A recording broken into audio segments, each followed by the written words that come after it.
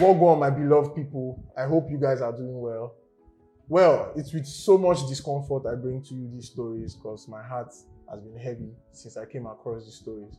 But before I get into these stories, I remain your favorite boy, the ugly, and I have with me my very beautiful madam. Tiwa says, good to be here. Welcome, Tiwa says, to my Thank you. lovely show. So today we'll be talking about the story of this man in Abia State, Umahia to be precise, the capital city of Abia, of Lawrence, who tried to, or who allegedly plugged out the eyes of his wife, with the idea of ritual. I don't know, Mama, do you have anything to say about it before I proceed? Where do I even want to start from? Well, to buttress this, Lawrence Uzo is an Igbo man, obviously, and he had a job, or he has a job. He's what would I call this? People that do aluminium, maybe aluminium. Okay, aluminium. They have a name for them. Yeah, I can't place it. So basically, he has a job, and then he woke up in the middle of the night, woke up his wife, and was trying to plug out the eyes of his wife. He even woke her up to do that. He woke her up. He didn't even do it in her sleep. No. He woke her up. So due to all the noises, the landlady heard them because it was something Odogu. I think he was doing his incantation, and the landlady never ever has heard them pray in the middle of the night. So that was new to her. So she paid attention. A security alert, landlady, of course, your people. So she was, at alert, wanting to know what's up, what's going on. And then I think from Did he succeed? Yes, he did. And from the whole noise, the woman was like, Obolemo, in Igbo, he has killed me, he has killed me. So the landlady heard that and rushed down to alert the neighbors that please come to the rescue of this person. And nobody came out of their houses for some reason. Wow. Just known to them. So she decided to be the Captain America in this situation by entering their place, knocking on their parlor door, and this man opened the door and tried to stab her as well. Tried to stab the landlady as well? Yes. So, or tried to slit her throat, basically. So, if the wife does not succeed, can you see the landlady? So she, during the course of the commotion, she held, instead of allowing the man slash her throat, she used her hand, so her hand was obviously slashed. And he tried again, but this time the lips and the teeth area, I think she lost her teeth. The landlady? Yes. So when this had happened, are you sure the man was not possessed like this? Well, let's not blame this one on the devil, please. Let everybody carry their crosses. Because you said ritual, so he had a game plan. That's what they call premeditated. So it's not that he just woke up in the middle of the night and then his wife abused him and he now said, okay, I'm going to say. He planned it for ritual. Why? I know that we are in desperate times and there's a lot of suffering and cost of living. Life is lifing people these days. Everything is so hard. But then you have a job. A very good job. You have a job. At least you'd have but everybody wants to be rich. That's the problem. Everybody wants to be rich.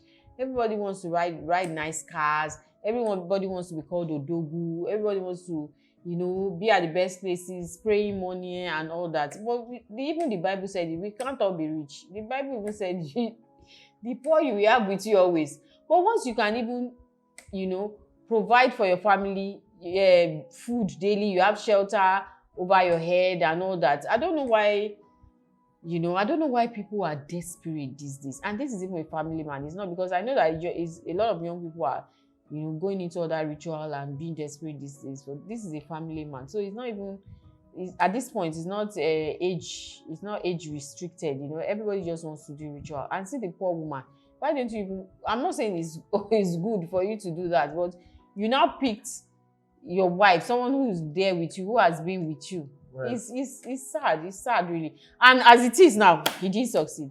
Well, yeah, speaking of ritual, I hope you survive Mrs. Amarachi Uzo. That's the wife's name. That's the name. So, I have so many whys as to why a man would want to do ritual. Because, like you said, it's premeditated. Something must have prompted him to want to do that. So I would like to make references to the Bible. I'm sorry, but not sorry. They say faith without work is death, and riches comes from out of the abundance of the heart. So the mouth speaks. So if being rich does not necessarily mean how much you have in your account. I am not your, inspirational speaker or whatnot. Because you can have 50 million naira today. If you are not a rich thinker, you'll be poor tomorrow. Nothing is certain. But as long as you are rich up here, then you are a rich person. Because how many other people would you kill to maintain your riches? You can't take rich up here to go and buy pepper. You can't wait, what? Rich up here. You can't use it to go and buy pepper or chicken in the market. I'll make a reference to that. That's a joke anyway. See the rich people today, when they go broke, or let me use Dangote for one. He lost his position as being the richest African man in Africa, and he bounced back to being the richest African man. If you are not a rich person, it will take you time to bounce back. You might probably not bounce back, but as long as you know what you're doing, that's why I said it's up here.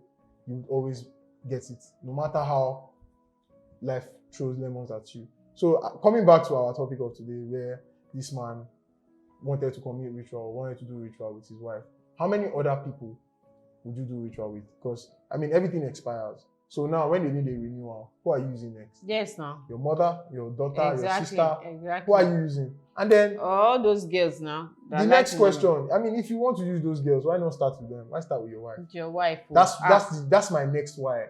Why your wife? Could it be that she has been the one prompting you to make money? That sometimes women can be too much, but then that doesn't give you the right to use your wife or make you think to want to use your wife, because they'll be like, see your mates, don't be skyscraper here. I cannot, if you don't get money clear, like the saying we have today. But that's no excuse for wanting to kill a fellow human being, So I have so many things to say against this particular person. I don't know if Mama still has before I continue. And the case of security too, because while all this was happening, like I told you in the story I mentioned, the landlady went to knock on every neighbor's door, but nobody answered.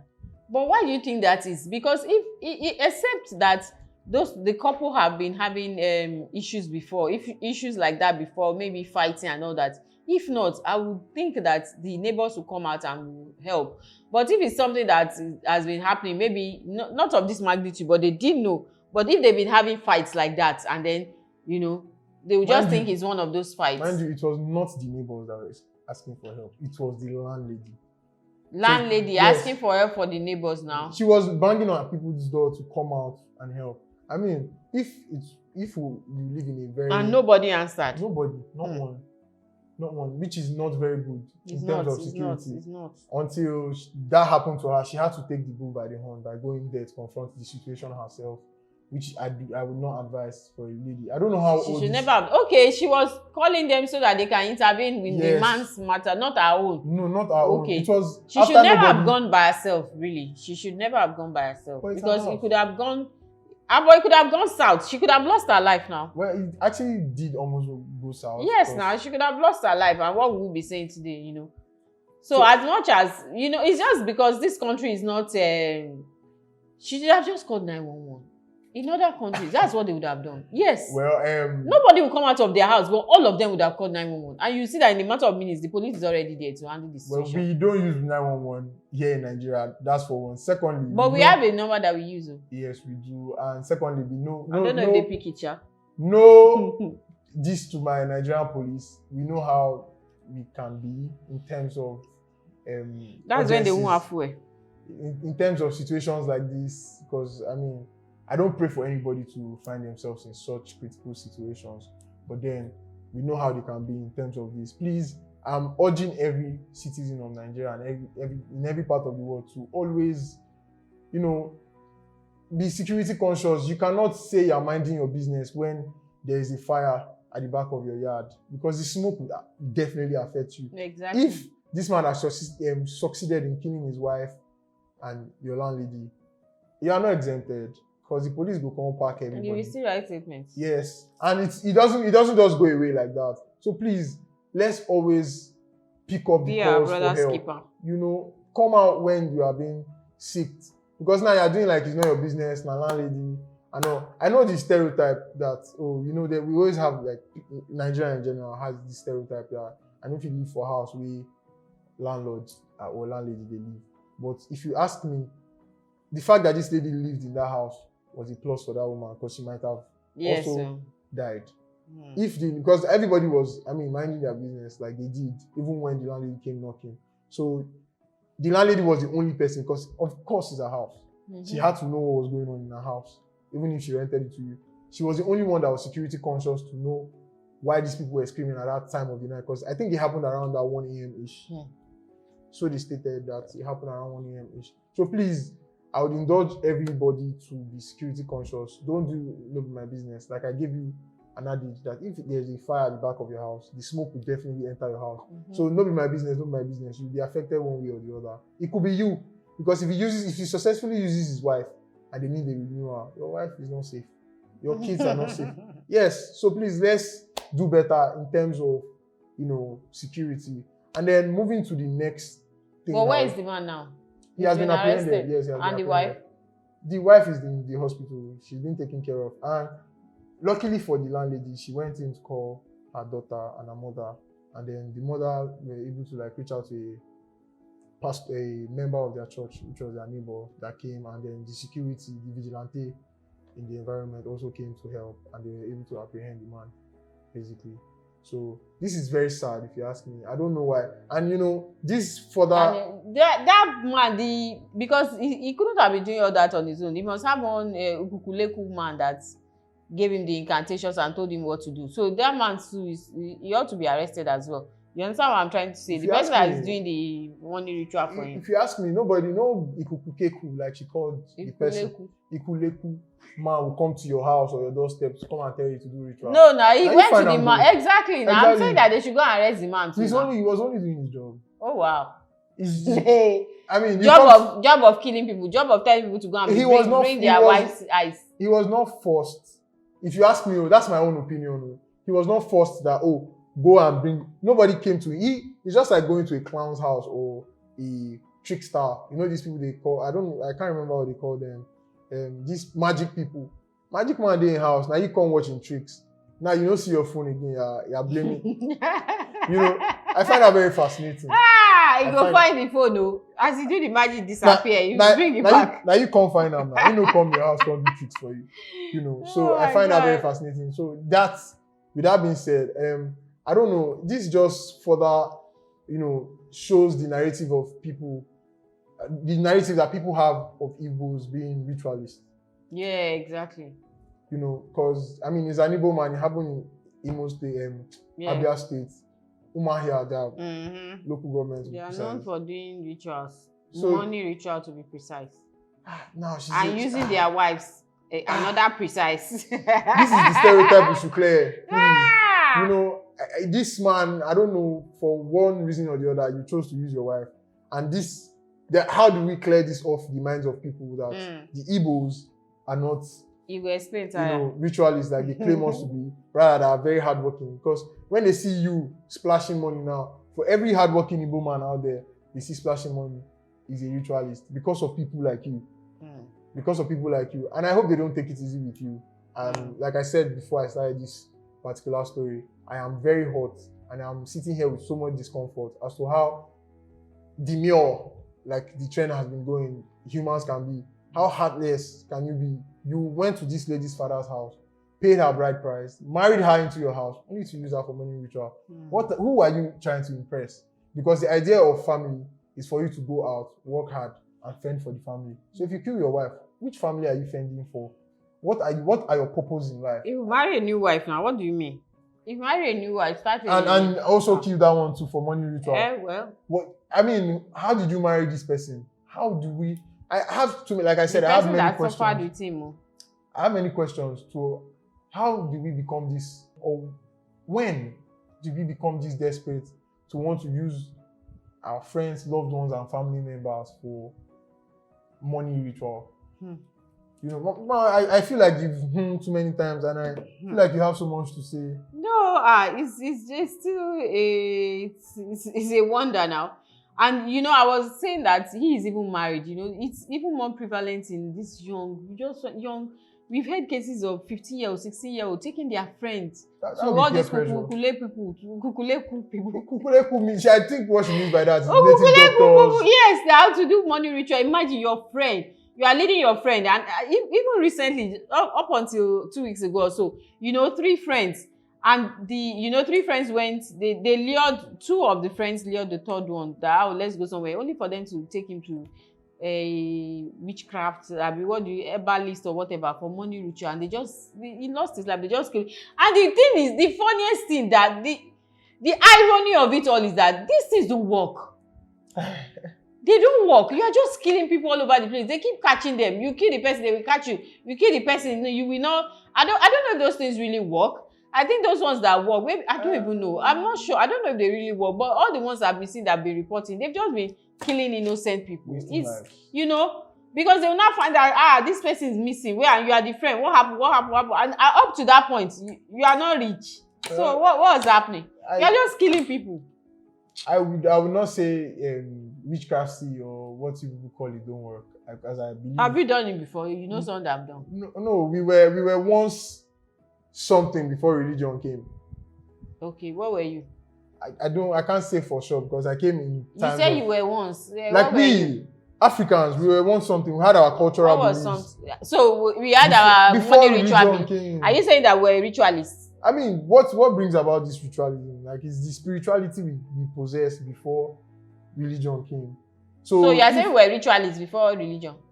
I mean, people that kill twins, what they kills to us is don't drag me into one conversation I'm not willing to have right now. Please, let's keep it for another day. I don't understand you. It was said that this man reported himself after he didn't successfully kill his wife. And he reported himself. Yes, he started going to knock on the doors of the neighbors to say, I don't kill my wife, or I don't kill landlady, because he probably believed that he had killed the landlady, because after the slash. Or the landlady ran for her life. She ran into her room and locked her door, because nobody would like that now, obviously. So he thought he had killed them both. So he ran outside and started knocking on the door that he has killed his wife and landlady. Could it be that he was possessed? Please, before we started the show, I gave a very stern warning to Tiwa Says, and you people out there, don't blame this one on the devil. The devil had nothing to do with this. It's your greed. It's your greed that brought you to where you are. And I hope they don't take it easy on you at all. On this note, I would like to give a shout out to the First Lady of Abia State, Mrs. Oti. She has been very much involved in this case, giving the very good support she can give. And then, her name is Mrs. Priscilla Oti. So she's a very wonderful lady. Thank you. She has been helping them financially, paying for their medical bills and all. And she has given a very sincere promise to us and then the family that she will do her very best, that this doesn't go unpunished, and she sees to helping them. The man needs to be punished. Well, before I end this one, I would like you guys to, be careful out there. Know who you marry. Know what you marry. I don't think the term who is what does it, and then it's just what, So when I put that to a close, I open another chapter of these same animals called human beings that God created on this planet Earth. Because most of you who are men. Well, from the word or terminology, men came women. Well, that's not why I'm here today. Yeah. I'm not here to teach you all that. I'm here to give you a story of this, young, beautiful, promising lady or girl, Habiba Kinsonia. She was only 17, and on her way back from school, she was kidnapped, or should I say abducted, and these kidnappers called her father for a ransom of ₦1 million.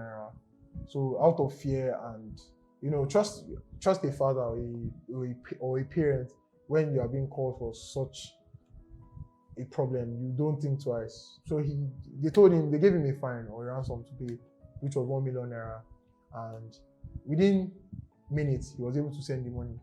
But these people were so ill enough, wicked enough. I have words for you people, but just stay tuned, to still kill this child. And so the man was able to find the child dead, and when he got to the scene of where the child was killed, they were already soldier ants on this young girl. So that obviously you know what happens next. That's going to put a scar on this man's body. So here's my question: do you think they might have killed her before the ransom? Exactly, because if you say, was it that he paid the ransom and they now told him where to see the girl? Yes. So that means they already killed her now. They already killed her. And we don't even, why would you kill the person and then still ask for ransom? That is very cruel. Why would you even kidnap in the first place? Then, you kidnap, you ask for ransom. If you have collected your money, let the person receive their loved ones in good health, or whatever, alive, instead of killing them again. So they didn't even, for her to already have soldier hands and all that, they didn't just kill her. That means she was already decomposing. Well, they didn't stop there because they didn't just ask for one ransom. They asked for another. For what again? For the release of the girl. They didn't. So these people, it just clearly shows that. I don't get how many. They asked, out of desperation, they asked for 1 million first. The father paid. Maybe the father delivered, they asked for another million. Yes. Before they now told him where to get the girl. Yes. After they have killed her. So I feel like that means even before they collected the first one, she was already dead. I have so many questions as to this story, because why? What kind of kidnappers collect 1 million naira for ransom? Because from the stories I've heard, it's always on the high side, and they don't just kidnap like the everyday normal or average people. Their focus are on the elite. There must be people that know them. So this one is not a professional. It's not a professional work. it's amateurish. It must be people that know them. Maybe people living around them or that know about them. This one is not, and then maybe that's even why she was killed. Because maybe she probably recognized some of the people and they thought like, oh, if she goes back, she was butchered. So, I would have, I was trying to create scenarios on my head during the course of this story that, probably due to the way they were manhandling her, they can just push her. I was even thinking maybe they raped her and all that. She was butchered. There were like marks of cut marks all over her body, like 3 or 4 was recognized. So clearly these people killed this lady and still extorted the man. Who are raising you people? Who raises you? And let's not even put this on the economic state of the country, because it's not only that's just wickedness. Yes, now that's just wickedness. That's just wickedness. Because I was watching this guy Adu, and then he brought a lady that was also kidnapped in Abuja, where the lady entered this one chance vehicle, and she told them her destination. They were like, okay, they even charged that less than the usual transportation. So usually she should know by then. Like that should be the first red flag. Times are hard. People want to jump on every given opportunity they get, because I'm sure in her mind she was like, then this one no price. So and there they take public taxis instead of like public buses and all. So instead of 500 naira, they charged her 300 naira. She was very happy to enter, obviously. And then when she entered the bus, she sat at the back. She noticed some things that the buses, usually all these commercial drivers are always very greedy. Instead of carrying 3 at the back, they will carry 4 and then carry 2 in front. But she noticed that the commercial driver only carried 1 person in front and 3 at the back. And the 2 people sitting beside her were not even smiling. They were just very fixated or focused on where they were going. The person in front, everybody just focused, and then there was a music playing only for them to take a wrong turn. And then she screamed, and I was like, Oga, where you dey pass? No be my road be this, no be my route be this. Then they were like, shut up. They started beating her from the car. She looked, if you see her, she was very swollen. They seized her phone. She had another phone on the other side of her pocket. They told her to, call her family members for a ransom of 1 million naira. So this story just 1 million. Yeah, like that was why I brought that particular story to this one, because why is everybody demanding one? Why are you people kidnapping? The kidnapping was for the elite. No. Well, did she survive?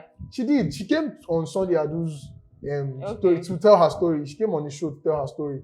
And I feel pity for her, because she, like she said, she's from a very poor place, poor background. She sends money home to the family, and they're owing here and there. So her calling the dad. How did they now get 1 million? They did not. Why was she freed? Somebody came to her rescue. A good Samaritan, like she claimed. How? That's besides the point. Tiwa says, I think you're enjoying this gist more than you should be, tackling these people that killed a 17-year-old young promising lady or girl that has a bright future for 1 million naira as a life. Not 1 million naira, because you said they collected it twice now. But how much should a life cost in Nigeria now? It's sad. That you would kill a young child for 1 million naira. So I'm sending my condolences to the family of the Adesanyas. I hope people will find peace. I know these times are already hard. So adding this one can be very, very traumatizing. So I'm sending my condolences to you people. I hope you people find peace. God be with you. I really don't know what to say, because the stories of today just make me, want to cry. Because first, you find a man killing the wife, removing the eyes, to almost killing the landlady, and then now you find these men slaughtering a child for ransom. Please, let's do better. Let's not blame this one on the economy. Economy hit everybody. Yes, sir. Economy hit everybody.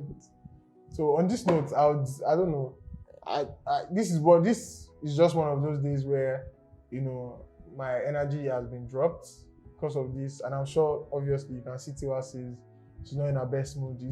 We love to deliver stories where we laugh, enjoy it with you guys and discuss about them. But on stories today, coming from the whole paternity, plucking of eyes, to the lady that got, the girl child that got killed, and her future got, limited.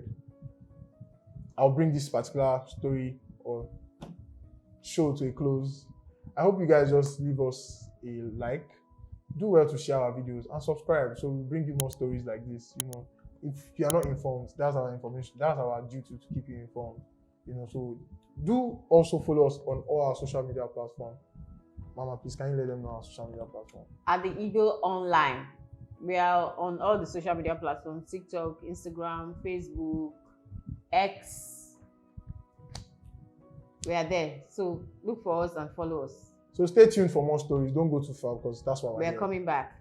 So bye for now, guys. Bye.